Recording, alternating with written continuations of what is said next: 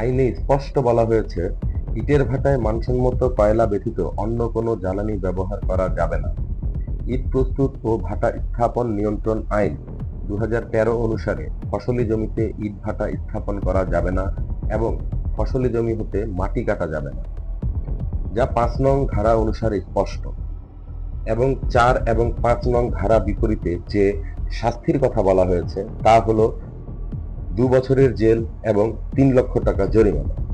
আর মাটি কাটা জন্য এরকম কঠিন আইন থাকা সত্ত্বেও এই ডিজিটাল সময়ে 2025 সালে মাদারীপুরে চলছে কাঠ দিয়ে ইট পোড়ানোর মহা উৎসব। ফসলি জমিতে গড়ে তোলা এসব ভাটায় প্রতিনিয়ত পরিবেশ বিপর্যয়ের প্রধান কারণ হিসেবে পরিণত হচ্ছে। সরেজমিনে গিয়ে দেখা যায়, মাদারীপুরের শিবচর থানাধীন হবিগঞ্জে মেসার ফারজানা সৌর ব্রিক্স মহা উৎসবে কাঠ পুড়িয়ে চলছে। সাথে সাথে নষ্ট করা হচ্ছে ফসলি জমি, রয়েছে শিশু শ্রম। তোমার নাম কি? আলমামুন। আলমামুন। বাড়ি কোথায়? তালাব থানা খলিলনগর। জেলা? সাতক্ষীরা। সাতক্ষীরা। বয়স কত? বয়স 17 বছর। কত টাকা বেতন পাও? ওই দিনে 300 থেকে 350। এত অনিয়মের মাঝে কিভাবে লোকালয়ে জ্বালানি হিসেবে কাঠ ব্যবহার করে ইট তৈরি করছে জানতে চাইলে ভাটার মালিক মোহাম্মদ আবুল খায়ের বলেন, মাদারীপুর ডিসির পক্ষ হতে প্রতি সপ্তাহে লোক এসে দেখে যায়। তাছাড়াও বিভিন্ন দপ্তর হতেও লোক আসে, সাংবাদিক তো আছেই, তারা দেখে শুনে চলে যায়। আপনাদের ডিসি সাহেব আসছিল এর মধ্যে?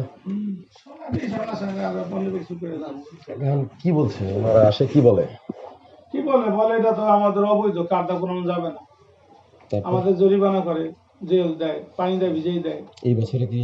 হ্যাঁ, ভিজেছে, পানি দেয়, ভিজেছে, জরিমানা করেছে অনেক কিছু। কত টাকা বরং চালানো যাবে না, আমরা চাই তো শেষ হবে না। আমাদের মেল বন্ধ তো, জ্বলতেছে তো, মেয়ে চলতেছে। এই যে পুরা কারা সিট মেয়ে পড়ে এগুলা শুধু, এছাড়া আর নতুন কোনো ইট কাটবো না। আচ্ছা, ঘটনা বলেন। ঘটনা হলো ফারজানা সৌর ব্রিক্স। ফারজানা সৌর ব্রিক্স। সৌরভ। লাস্ট কবে আসছিল ডিসি সাহেব? এই যে মেয়ে প্রায় সপ্তাহে একবার প্রায়। এই সপ্তাহে কত?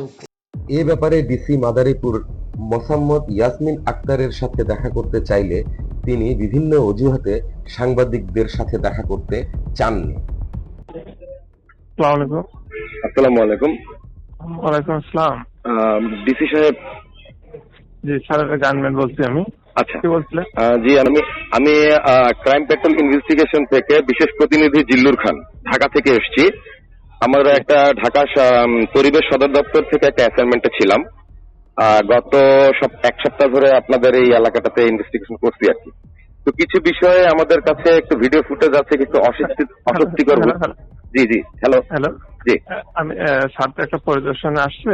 আমি কিন্তু আপনাদের ডিসি অফিসে আছি। কতক্ষণ, মানে কখন আপনারা ব্যাক করবেন এটা যদি বলতেন তাহলে একটু সুবিধা হতো। আমরা এরপরে অন্য আরেক জায়গায় যেটা পরিদর্শনে যাব, সম্ভবত মানে বিকেল হবে আসলে। ওকে দেন, তাহলে আপনি জাস্ট খালি আমার ইনফরমেশনটা, আমি আসছি এই জিনিসটা যদি একটু বলতেন। আর আমি আমার ভিজিটিং কার্ড হোয়াটসঅ্যাপে দিয়ে দিচ্ছি।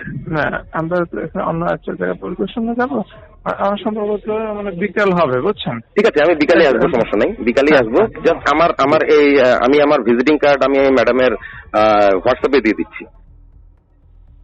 Visiting card? জি, হোয়াটসঅ্যাপে দিয়ে দিচ্ছি, তাহলে উনি বুঝতে পারবে যে আমি কে অ্যাকচুয়ালি। জি জি জি। Okay, thank you. মাদারীপুর জেলা প্রশাসকের হোয়াটসঅ্যাপে বিষয়টি অবগত করা হয় এবং মাদারীপুর এনডিসির হোয়াটসঅ্যাপ নাম্বারে ফারজানা সৌরভ ব্রিক্স এর অনিয়ম ও দুর্নীতির ভিডিও চিত্র পাঠানো হয়। কিন্তু এনডিসি মাদারীপুর ডিসি সাহেবের অজুহাত দিয়ে সাংবাদিকদের এড়িয়ে যায়।